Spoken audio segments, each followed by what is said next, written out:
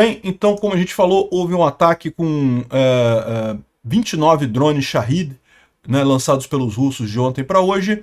26 deles foram derrubados pela defesa antiaérea ucraniana e outros 3 caíram por conta de sistemas de guerra eletrônica, né? Então, nenhum deles causou nenhum dano de ontem para hoje. Infelizmente, tivemos problemas com artilharia simples. Os russos decidiram lançar artilharia simples contra uma mercearia em Kherson, né?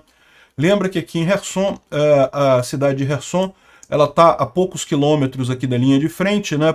Os russos ficam aqui na margem esquerda ou margem sul aqui do rio de Dnipro, os ucranianos na margem direita ou margem norte, e Kherson é uma cidade grande aqui, né? Tem muita gente que mora aqui. E, enfim, os russos usaram artilharia para atingir uma mercearia no horário de maior movimento, acabaram matando 7 pessoas. Muito triste esse tipo de coisa, uma covardia sem sentido, pessoas civis estavam fazendo compras no supermercado, né? Enfim, muito triste isso em Kherson, né? E a gente tem essa imagem aqui, uma imagem impressionante de um drone Shahed 136 sendo atingido pela defesa antiaérea ucraniana, olha só. Eu tive que tirar o som porque tá com uma música, né? E aí a música pode dar copyright, coisa e tal, então eu tive que tirar o som. Não dá para ouvir qualquer coisa, mas tem a explosão aí do drone, tá vendo? O míssil foi lá, um míssil de defesa antiaérea atingiu o drone ali. Bela imagem, né? Bem claro aqui o momento do ataque ali, do míssil chegando. Nem dá para ver o míssil direito, né? Só dá para ver o drone explodindo no momento que ele explode ali. Só o rastro do míssil e o drone explodindo, né?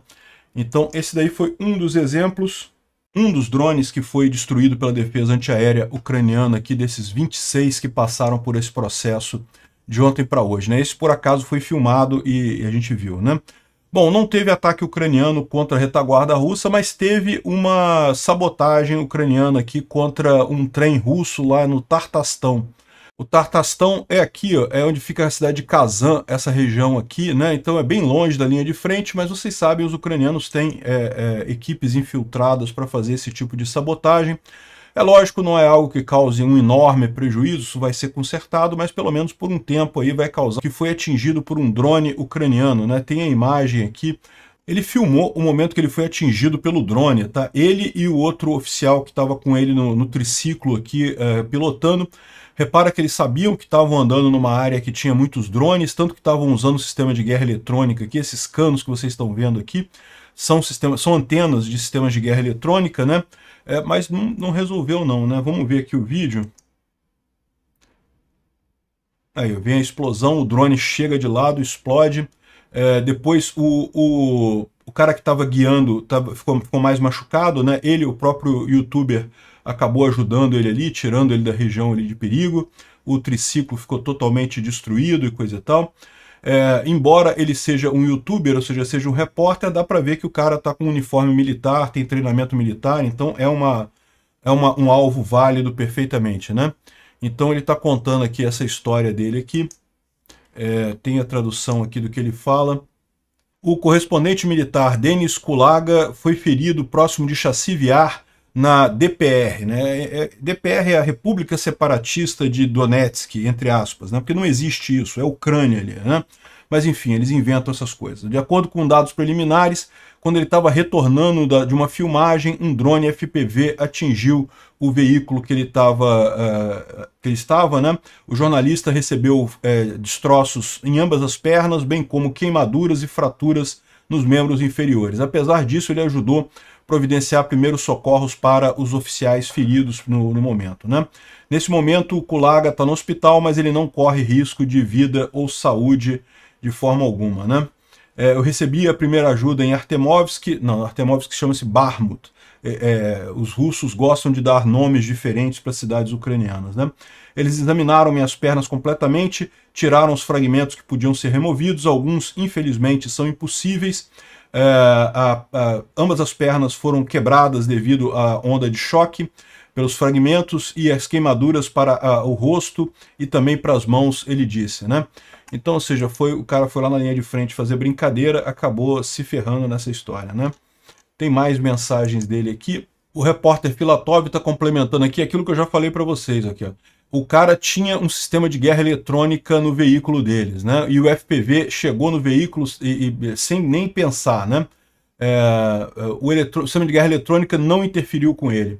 Esse sistema de guerra eletrônica não cobrem as rotas logísticas e coisa e tal. Ou seja, alguma coisa está errado com esses sistemas de guerra eletrônica, são como um placebo, né? Eu tinha apontado isso também, essas antenas aqui, ó, isso aqui é um sistema de guerra eletrônica. Em tese, isso daqui são antenas muito potentes que lançam radiação em várias frequências, de forma que o operador do drone não consegue controlar o drone. Mas como vocês viram, o drone atingiu o veículo dele sem problema algum, né? Aqui tem mais uma mensagem aqui. Isso é ele. Graças a ele, 2 soldados experientes perderam sua vida. Para filmar uma história para o canal do youtuber dele e a ordem da alta hierarquia, né? Ou seja, o pessoal está reclamando que ele sobreviveu, ele não tem risco de vida, mas 2 soldados morreram nesse ataque ali. Ou seja, para ele fazer um videozinho legal para o YouTube dele, custou a vida de 2 soldados russos, né? Bom, e outras coisas que os russos tentaram também aqui, tem uma nova estratégia que eles estão fazendo aqui, segundo a Astraia, que é agora a estratégia de jogar blindados numa parede, né? Usam um monte de blindados para tentar avançar, os blindados são todos destruídos pelos drones FPV e não conseguem chegar a lugar nenhum, né? Então essa imagem aqui de Kursk mostra o conceito em ação, os russos tentando avançar com os blindados, os ucranianos têm um número muito maior de drones do que os russos, então conseguem destruir os blindados russos com grande vantagem ali, né? Então, falando sobre Kursk, parece que começou a ter mais operações aqui, né? Os ucranianos tentando avançar e os russos também tentando avançar aqui. Então você tem as setinhas ucranianas avançando nessas direções aqui, os russos tentando retomar aqui Bork e tentando avançar nessa direção aqui de Znagost, né? E os ucranianos na retaguarda dos russos aqui em direção a Glushkovo e outras direções aqui, né? Tropas ucranianas continuam entrando na região de Kursk, ou seja, os ucranianos ainda estão reforçando as tropas por ali, e de acordo com fontes russas, a situação em Kursk envolve luta direta em Glushkov, na área do vilarejo de Veseloye, e também na área de Kreminoe. Os combates continuam com as forças ucranianas acumulando mais forças na região e usando drones FPV para atingir os veículos russos, né? Aqui de Vovchansk. Vovchansk é essa cidade aqui. Toda essa área ao norte do rio Vovcha, o rio Vovcha é esse rio que passa aqui, né? Toda essa área ao norte aqui chegou a ser tomada pelos russos, né? Depois os ucranianos fizeram alguns contra-ataques aqui, retomaram uma parte, mas ficou um grupo de russos nessa região aqui, ó, que é essa fábrica de agregado, fábrica de argamassa, né, de cimento, aqui nessa região. Os ucranianos finalmente conseguiram limpar essa fábrica e retomar a maior parte aqui da cidade, aqui o norte da cidade, mas os russos ainda estão aqui num bairro aqui para trás e nos arredores da cidade, né? E agora eles tentaram uma grande ofensiva ontem, uma quantidade muito grande mesmo. Um grupo de forças russas em blindados tentaram fazer um assalto à planta de agregado em Vovchansk e foi destruído. No início do vídeo, um tanque russo é visto cobrindo essa coluna, mas então ele retraiu, né? De forma diferente do grupo anterior, esse nem chegou a chegar na planta de agregado, ou seja, os russos chegaram a fazer vários ataques aqui com um monte de blindados, olha os blindados tudo destruído aqui no meio do caminho, mas não conseguiram retomar a planta ali, né? Aqui está falando também o caso anterior, os russos lançaram um grande ataque ali no fronte de Kharkiv, na cidade de Vovchansk. Do lado russo foram 17 blindados, 3 tanques e mais de 100 tropas de infantaria envolvidas num assalto que visava de novo retomar a planta de agregado, né? Porém, 16 dos blindados foram destruídos e um tanque também foi destruído, o que levou os russos a retrair, ou seja, acabou que não conseguiram tomar a planta, né? Como dito por um soldado ucraniano, os rapazes estão muito confiantes e coisa e tal, e acabaram destruindo todos os drones ali. Eu não posso mostrar essas imagens em detalhes, porque tem um monte de corpo de russo aqui. 100 soldados, lembra? 100 soldados mortos nesse ataquezinho aqui, de brincadeira, sem conseguir nada. Paraquedistas ucranianos impediram também um ataque mecanizado massivo no fronte de Kurakhove. Então também teve tentativa russa, além aqui de Vovchansk, teve tentativa russa aqui em Kurakhove. Kurakhove é nessa direção aqui, é essa cidade aqui. É uma cidade muito estratégica, é a cidade que dá apoio a essa região aqui e também a Vuhledar. Infelizmente, a gente vai falar, Vuhledar caiu, tá? Mas Kurahovd, os russos tentaram avançar aqui e não conseguiram, né? Então, o vídeo aqui eu não posso tocar porque aparece também gente morta. Os russos usaram 11 veículos armados e 8 tanques para tentar avançar ali em Kurahovd, mas não contavam com a resistência ucraniana, que acabou destruindo tudo deles, deixando 4 tanques e 2 veículos armados totalmente destruídos ao longo de um monte de corpos de russos aqui. Dá para ver a parte dos veículos blindados, aqui os veículos blindados sendo destruídos, essa parte dá para ver. Aí a parte dos corpos a gente não pode mostrar porque o YouTube não gosta, né? Bom, agora a notícia ruim do dia, a gente já vem falando isso há algum tempo, né? Vuhledar ficou numa situação realmente impossível de ser mantida. Os ucranianos mantiveram Vuhledar por muito tempo, foi uma cidade fortaleza, realmente. Muitos russos morreram tentando tomar Vuhledar, mas isso foi antes da Ucrânia ter mudado a sua política, né? De decidir que não vale a pena mais segurar cidade por cidade na linha de frente, que é melhor a preparação para uma ação ofensiva que realmente traga ganhos significativos, né? Então, os ucranianos saíram de Vuhledar e a gente tem já imagens aqui de russos botando bandeirinhas em Vuhledar. Os russos ainda não ocuparam toda a cidade, mas a gente já sabe que os ucranianos já saíram daqui, né? Essa bandeirinha aqui, particularmente, foi erguida neste ponto aqui, ou seja, indica que não tem mais ucranianos em Vuhledar. Não deixariam o russo fazer isso se fosse o caso, né? Tá aqui o cara subindo num poste ali. O russo adora escalar poste, sentar em cima, e aí sentando em cima e botando a bandeirinha de merda deles ali, né? Tudo bem, é só um contratempo temporário, daqui a pouco o Vuhledar vai ser retomada pelos ucranianos, como aconteceu com tantas outras cidades, né?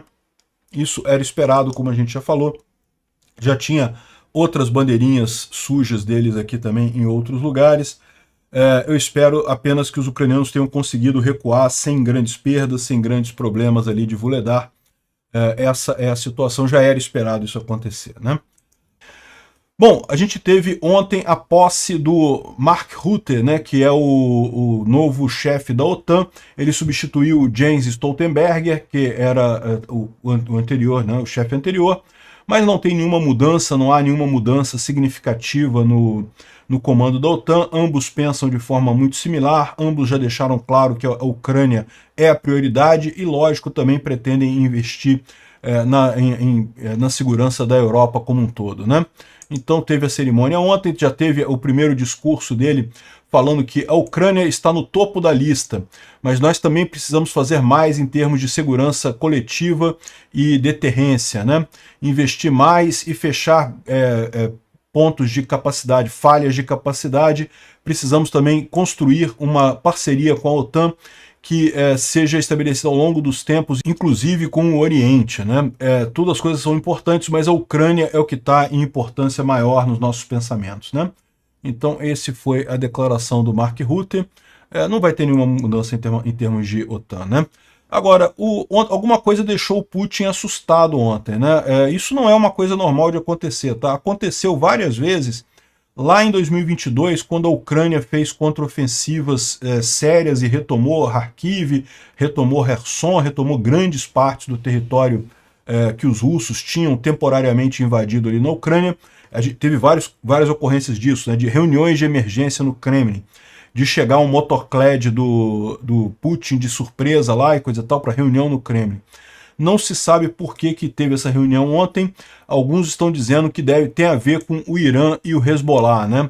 Ou seja, a economia russa. Imagina uma economia do tamanho do Brasil. Se o Brasil começa a gastar 30% do seu dinheiro todo com uma guerra, né? Uma guerra que não traz lucro nenhum. A Rússia não ganha nada com isso. As cidades que a Rússia está tomando na Ucrânia, ela está destruindo totalmente a cidade vira um custo, não vira nada de positivo para a Rússia, né? A economia russa já está quebrando agora, imagina gastando mais 30% ano que vem, né?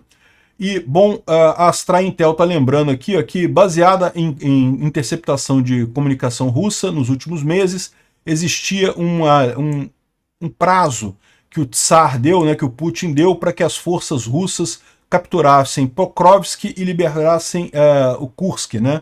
Ou seja, tanto capturassem Pokrovsk quanto tirassem os ucranianos ali da região de Kursk, né? E falharam miseravelmente em ambas as tentativas, não conseguiram capturar nem chassi VR. E será que vai acontecer agora? Não Talvez seja essa reunião, né? Os canal, russos preocupados porque estão joinha e falhando compartilhar. miseravelmente Até lá na breve. Ucrânia e não conseguem fazer mais nada além disso.